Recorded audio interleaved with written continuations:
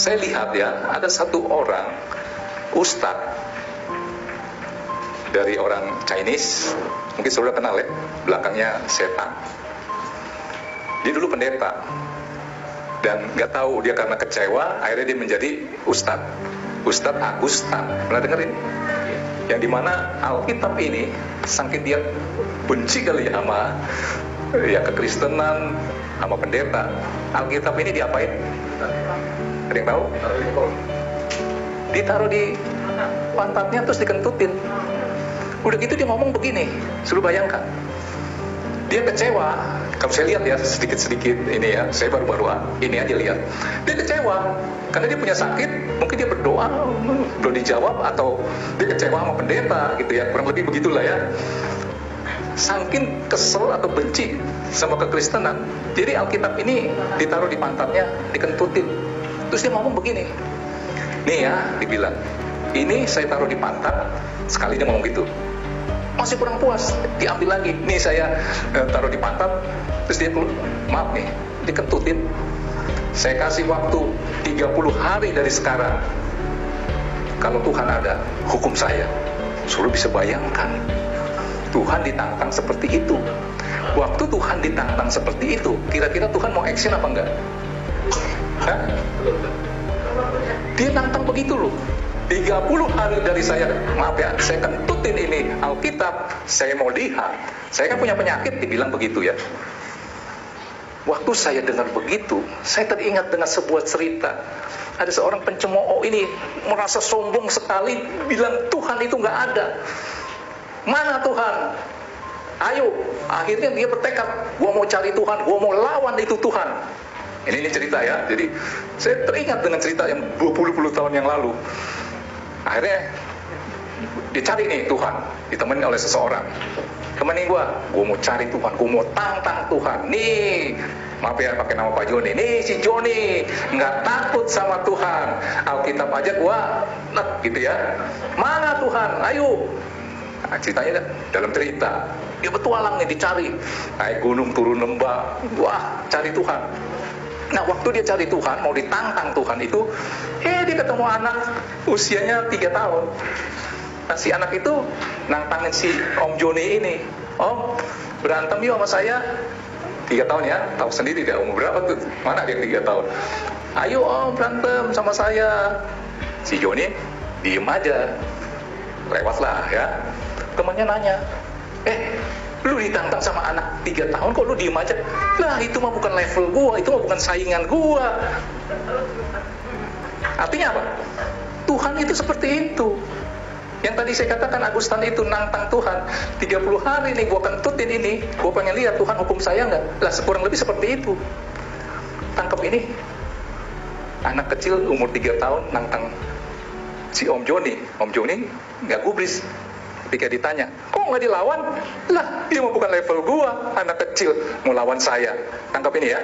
Oke, pemain musik. Satu cuplikan khotbah yang cukup menarik ya teman-teman. Di mimbar, pendeta ini membahas tentang apa yang lagi viral, yaitu Agustan yang mengentuti Alkitab. Saya pribadi saudara nggak bisa bayangkan ya bagaimana kondisi Agustan sekarang. Ya, dia pasti sangat terpuruk, pastilah. Saya cuma kayak habis pikir saudara, kok dia tega bikin seperti itu kan? Tapi ya begitulah orang kalau sudah didorong oleh emosi, didorong oleh amarah, dia bisa melakukan apa aja. Ada yang sangat penting untuk dipelajari untuk mengontrol emosi serta amarah kita, yaitu adalah kita harus mempelajari ajaran-ajaran yang benar tentang kekristenan, terutama ajaran tentang Allah Tritunggal. Saudara-saudara mempelajari Allah Tritunggal, mengenal atau mengerti tentang Allah Tritunggal, itu dapat membuat kita menjadi orang yang tidak lagi bisa meluap-luap dalam emosi kita. Kenapa? Karena di sana itu terkandung pengajaran tentang kasih yang luar biasa. Dan orang yang mengerti tentang kasih, mendengar tentang betapa besar kasih di dalam Allah Tritunggal ini, saya yakin dia akan terdorong, termotivasi untuk ingin mengikuti kasih itu. Nah teman-teman, sekarang memang Agustan sedang terbaring sakit ya. Mungkin banyak orang Kristen yang berpikir itu dihukum oleh Tuhan gitu kan.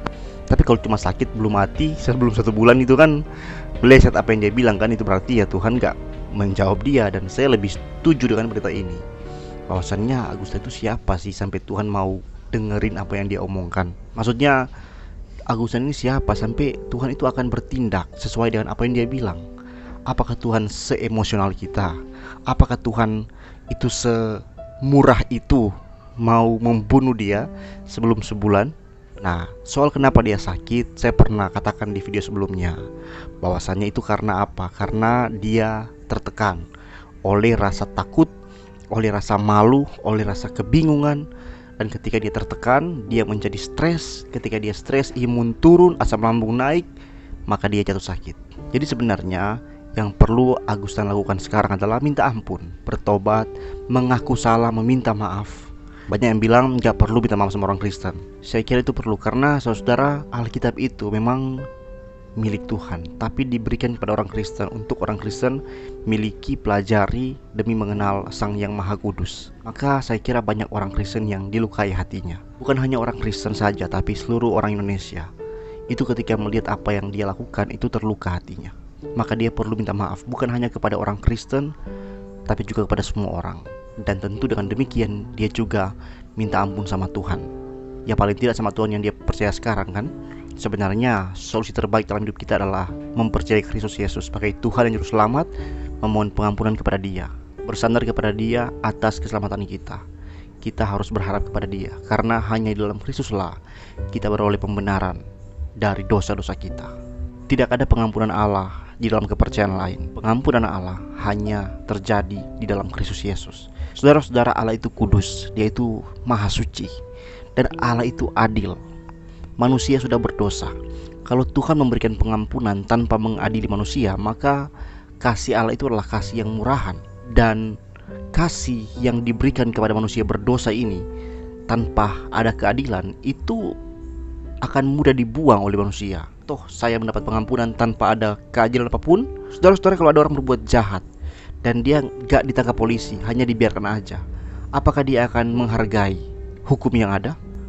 Kan enggak. Harus ada keadilan yang dilakukan.